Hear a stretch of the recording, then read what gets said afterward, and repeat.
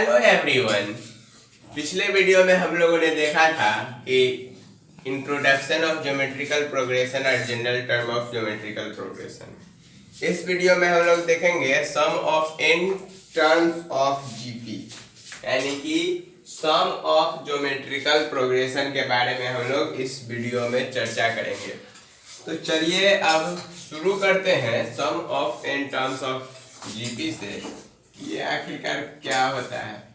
तो जो में जैसे एपी में सम होता था उसके टर्म का, उसी तरह से जीपी में भी उसके सम का टर्म होता है। तो उसके सम का जब टर्म होगा तो उसका कुछ फार्मूला होगा, बिल्कुल होगा।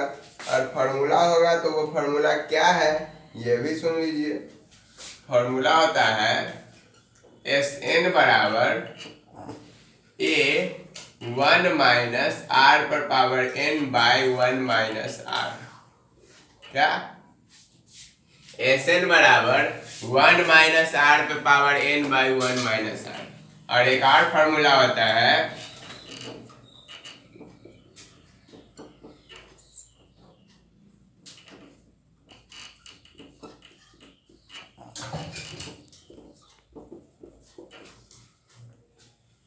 दो फार्मूला हो गया दोस्तों। अब आप कहिएगा कि दोनों फार्मूला बताया तो ठीक है, बता दिए, लेकिन दोनों का यूज कैसे करेंगे हम? ये एक समस्या हो जाएगी कि दोनों का यूज कैसे करेंगे। तो देखिए मैं आपको बताता हूँ दोनों का यूज कैसे होगा। जहां पर इस फार्मूला का यूज उस केस में होगा जहां पर r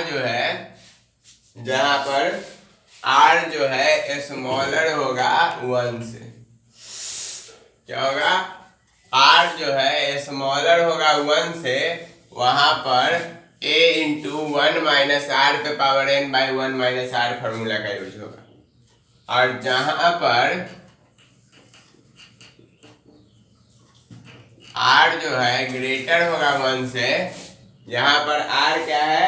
ग्रेटर होगा 1 से, तो वहां पर इस फॉर्मूला का यूज होगा।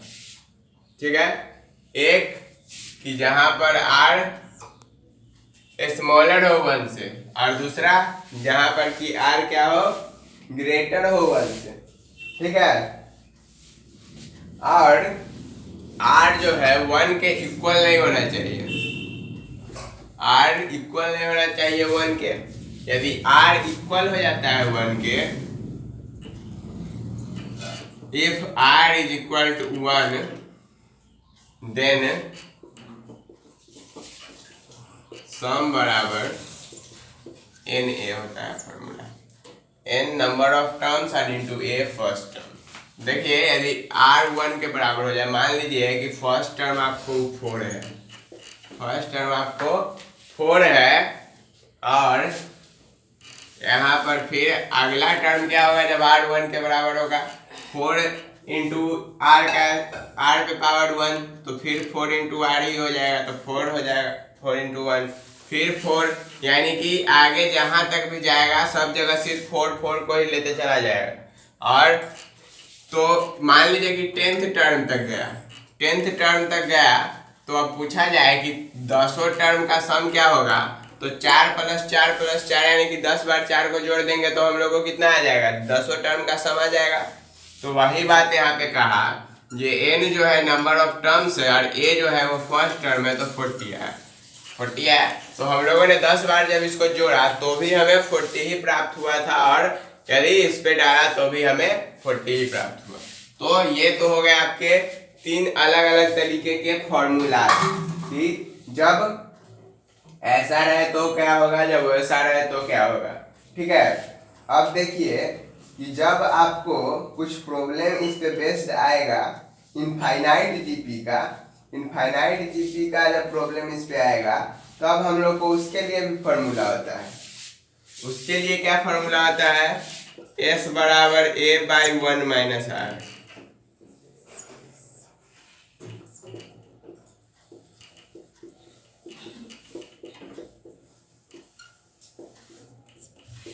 ये फार्मूला होता है इनफाइनाइट जीपी का। क्या? s बराबर a बाई 1 माइनस r। ये फार्मूला किसका होता है? इनफाइनाइट जीपी का। तो अब हम लोग ये तो समझ लिए कि नंबर ऑफ टर्म्स में एसएन निकालने के लिए यदि किसी जीपी का रहे तो जब आर जो है छोटा होगा एक से तो हम लोग फार्मूला का यूज करते हैं एस एन बराबर ए 1 माइनस आर पे power n by 1 minus r. जब आर बड़ा हो 1 से, सॉरी जब आर बड़ा हो 1 से तब एस एन बराबर क्या होगा? ए इंटू आर पर power n minus 1 by r minus 1। ठीक है। और जब आर 1 के बराबर होगा, यदि आर 1 के बराबर होगा तो क्या फार्मूला होगा?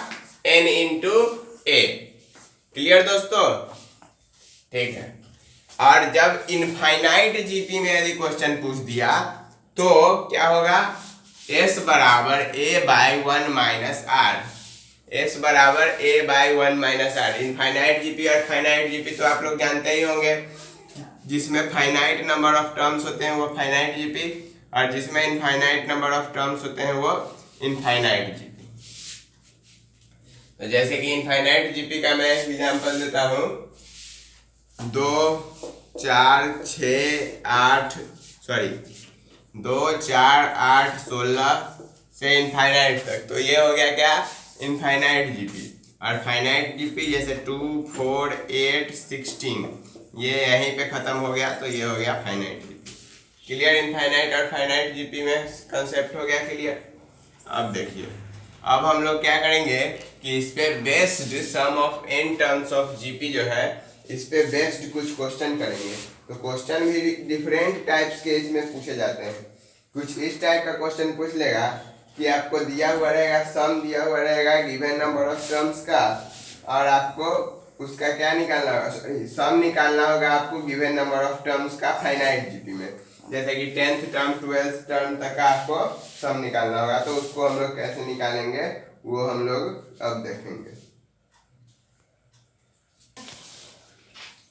तो दोस्तों अब हम लोग देखेंगे problems finding the sum of given number of terms. यानी कि हम लोग को सम फाइंड करना है, कुछ टर्म्स स्पेसिफिक टर्म्स दिए हुए हो उसके अनुसार हम लोग को क्या फाइंड करना है? अब सम को फाइंड करना है। ठीक है दोस्तों। तो देखिए हम लोग सम को कैसे फाइंड करेंगे। देखिए यहाँ पे क्वेश्चन है 1/2 + 3/2 + 9/2 to 10th टर्म। तो देखिए here a बराबर 1/2, r बराबर 3/2 और बाई 1/2 हो जाएगा, क्योंकि b बाई ए होता है। तो अब हम लोग r निकाल लेते हैं। तो 3/2 और इंटू 2 तो हो गया कितना? a हो गया 1/2 और r हम लोग का कितना आ गया? 3 आ गया। अब हम लोग को क्या निकालना था? सम टू 10th टर्म, यानी कि S10 निकालना है। तो S10 निकालेंगे तो क्या फार्मूला होगा? क्या फार्मूला होगा? यहाँ r जो है 1 से बड़ा है या फिर छोटा है? r इज ग्रेटर देन 1 और स्मॉलर देन 1। तो यहाँ पे देखिए r जो है ग्रेटर देन 1 है, क्योंकि r 3 है तो इसलिए r ग्रेटर देन 1 होगा। r जब ग्रेटर देन 1 होगा तो हम लोग कौन सा फार्मूला यूज करेंगे? इस फार्मूला का यूज करेंगे। तो S10 बराबर a इंटू r पर power n minus 1 by r minus 1, इस फार्मूला का यूज करेंगे। तो a का वैल्यू कितना आएगा? 1/2 और इंटू r पे पावर n, तो 3 पर पावर कितना हो जाएगा? 10 और माइनस 1 बाई 3 माइनस 1। क्लियर? यहाँ पर इतना हो गया। अब सब कुछ क्लियर है। अब देखिए अब हम लोग क्या करेंगे? 1/2 इंटू 3 पे पावर 10 को तब तक वैसे ही छोड़ देते हैं और इंटू माइनस 1/2 हो गया। अब मैं यहाँ पे आपको लेके आ रहा हूँ। देखिए अब क्या होगा।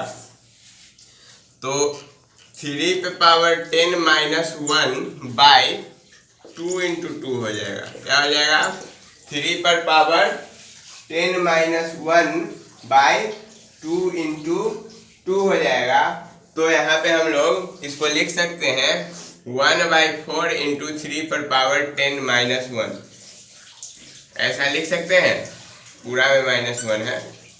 अब देखिए, अब हम लोग क्या करेंगे कि 3 पर पावर 10 का वैल्यू फाइंड करेंगे कि 3 पर पावर 10 का वैल्यू क्या होगा।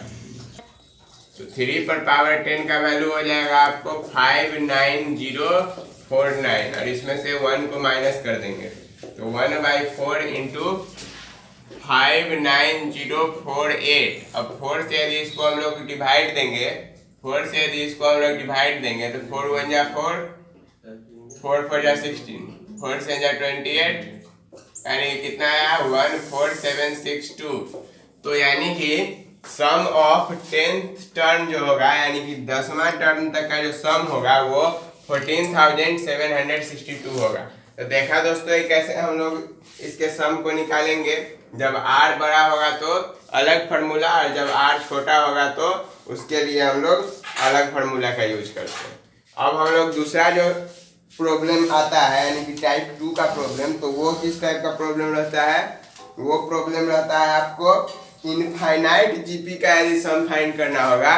तो हम लोग अब कैसे सम फाइंड करेंगे सो भी देख लेते हैं दोस्तों। अब यहाँ पे हम लोग को देखना है सम है इनफाइनाइट जीपी का। तो यहाँ पे क्वेश्चन कर रहा है find the sum of 1,1/3 1/9 to infinite GP, यानी कि इन्फिनिटी।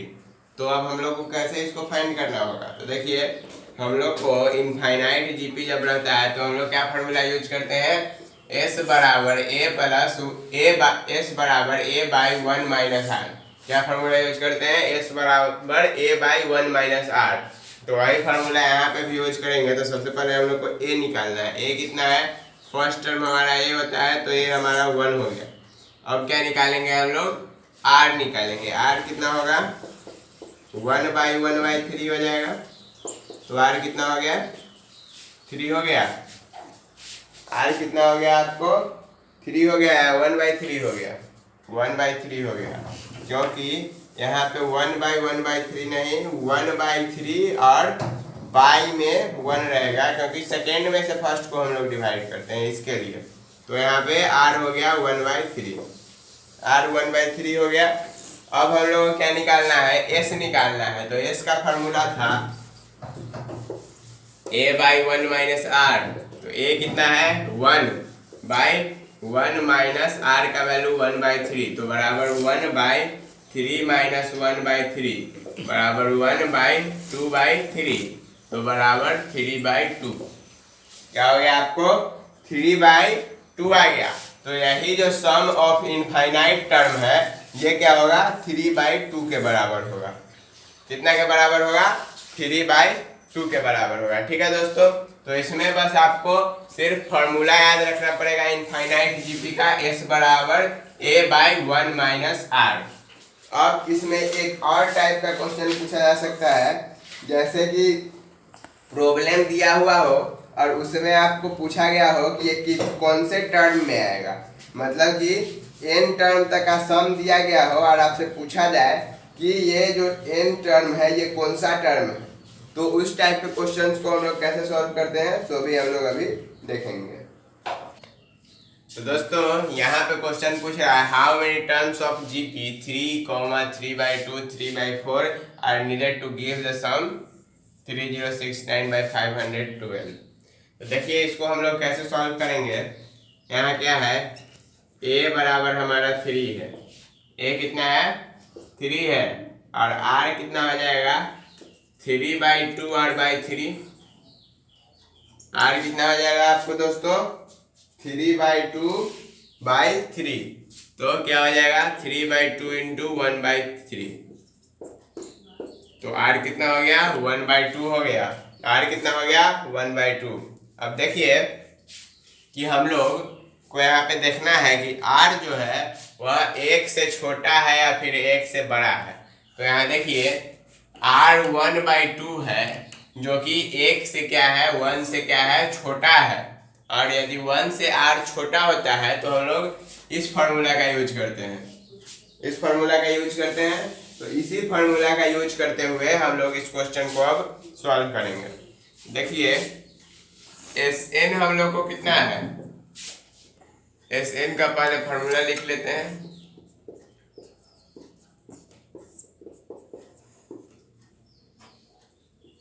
देखिए एस एन कितना है 3069 बाई 512 बाई कितना 512।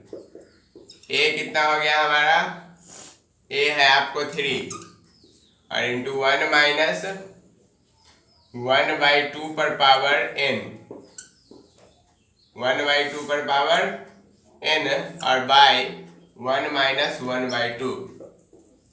तो 3069 बाई 512 बराबर 3 और इंटू, अब हम लोग क्या लिख सकते हैं इसको, 3 इंटू जैसे है उसको वैसे ही यदि हम लोग छोड़ दें और अभी आगे सॉल्व कर लें तो 3 इंटू 1 माइनस 1/2 पर पावर n, 1/2 पर पावर n, ब्रैकेट यहाँ बंद, और बाई 2 माइनस 1, तो यहाँ पे क्या हो जाएगा 1/2 हो जाएगा। और देखिए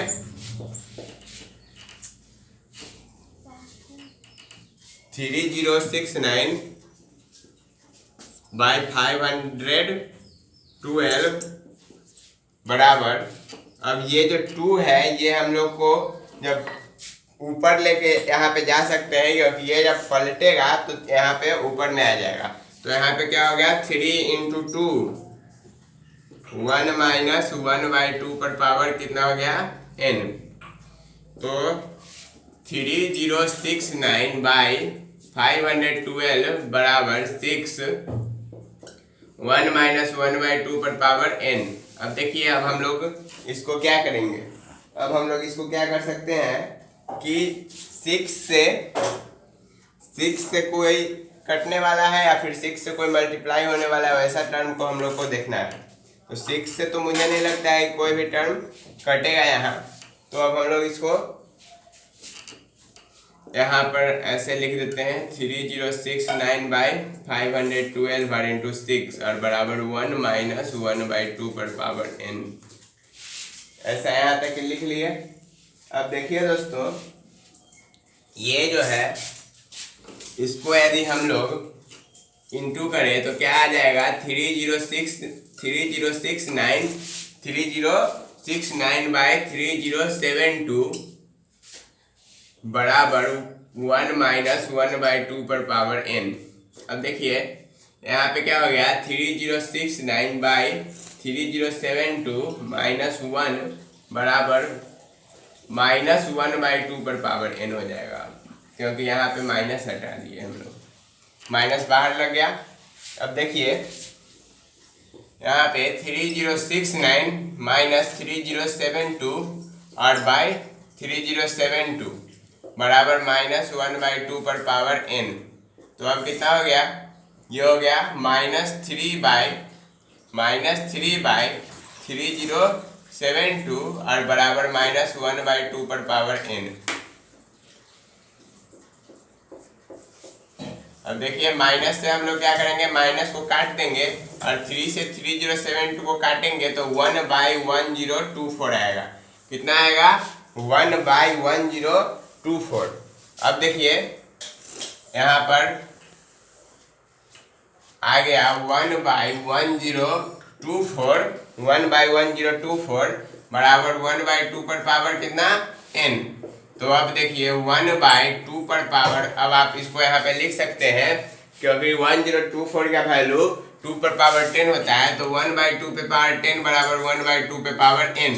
अब इससे ये कैंसिल हो गया तो n बराबर कितना हो गया 10, यानी कि नंबर ऑफ टर्म्स इसमें कितने थे 10 नंबर ऑफ टर्म्स थे इसमें। देखिए इसको हम लोगों ने सॉल्व कैसे किया, पहले तो हम लोग को a निकाल लेना है सारे क्वेश्चन में, उसके बाद हम लोग को क्या निकाल लेना है r निकाल लेना है, और उसके बाद हम लोग को फॉर्मूला लगाने से पहले ये देख लेना है कि r बड़ा है या छोटा है। बार बार मैं आपको इसके यही बात कह रहा हूँ, इसके लिए कह रहा हूँ क्योंकि यदि आप गलत फार्मूला का सेटिंग कर देंगे तो आपको आंसर नहीं आएगा, आंसर गलत हो जाएगा।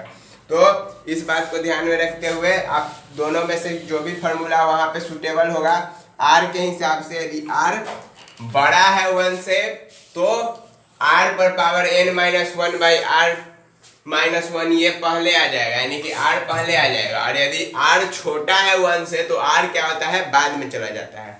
ठीक है दोस्तों, तो इस बात को खास ध्यान रखिए। तो यहाँ देखिए, इसको अब हम लोगों ने सॉल्व किया। यहाँ पर जब सॉल्व किया तो उसके बाद इधर सॉल्व करते हुए आए हम लोग, पूरा इसको सॉल्व किए, जहाँ तक इसको सॉल्व कर सकते हैं वहाँ तक। और इसके बाद जब लास्ट में आएंगे तो इसको क्या करेंगे कि पावर को कोई छेड़छाड़ नहीं करना है, पावर को ऐसे ही रहने देना है। जो लास्ट में आर पर पावर n होता है उसको कोई छेड़छाड़ नहीं करना है, उसको ऐसे ही छोड़ देना है। बस उसके पहले वाले टर्म को हम लोग को सिंप्लीफाई करते हुए बढ़ते जाना है। और फिर लास्ट में हम लोग को पावर आ जाएगा जो हम लोग को छोड़ा हुआ रहेगा आर का वैल्यू, उसी के बराबर में पावर लाके और फिर उसको n का वैल्यू हम लोग को निकाल लेना है। ठीक है दोस्तों, तो ये था फाइंडिंग द टर्म्स पे बेस्ड प्रॉब्लम था। अब हम लोग कुछ एप्लीकेशन देख लेते हैं जीपी का, कि किस टाइप के क्वेश्चन इसमें और पूछे जा सकते हैं। दोस्तों ये क्वेश्चन है एप्लीकेशन ऑफ जीपी पर, कि हम लोग कैसे इसको सॉल्व करते हैं। ठीक है, तो देखिए क्वेश्चन क्या कर रहा है, manufacturer reckons that the value of machine which cost Rs 1,25,000 will depreciate each year by 20%. Find the estimated value of machine at the end of 5 years. यानी कि एक मैन्युफैक्चरर है जो किसी मशीन के कॉस्ट को डिप्रिसिएट करते हुए पता उसको चलता है कि प्रत्येक साल उसके मशीन का वैल्यू 20% गिर रहा है। तो आपको बताना है कि 5 साल बाद उसके मशीन का वैल्यू क्या रहेगा। तो इसको हम लोग दो तरीके से बना सकते हैं, एक शॉर्टकट मेथड और एक फुल लॉन्ग कट मेथड। तो पहले लॉन्ग कट को देखिए, फिर शॉर्टकट देख लेंगे। देखिए यहाँ पे इनिशियल वैल्यू क्या है, इनिशियल वैल्यू दैट इज क्या, ए जो है वो क्या है 1,25,000 है। ठीक है, इनिशियल वैल्यू क्या हो गया 1,25,000। और वैल्यू ऑफ मशीन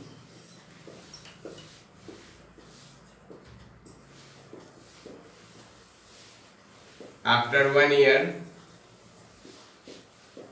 तो 1 साल के बाद क्या हो जाएगा मशीन का वैल्यू, तो value of machine after 1 year क्या हो जाएगा 20% डिक्रीज करेगा। तो 20% डिक्रीज करेगा यानी कि 1,25,000 का 80% ही ना वैल्यू जो रहेगा वही 1 साल बाद हो जाएगा।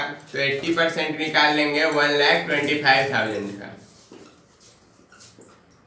तो देखिए अब 125 8 जाता है 1000 और इस पे 2 जीरो, तो यानी कि 1 साल बाद उसके मशीन का दाम हो गया 1 लाख रुपया। फिर 2 साल बाद यानी कि दूसरे साल में क्या हो जाएगा उसके वैल्यू, मशीन का वैल्यू, तो value of machine in second year.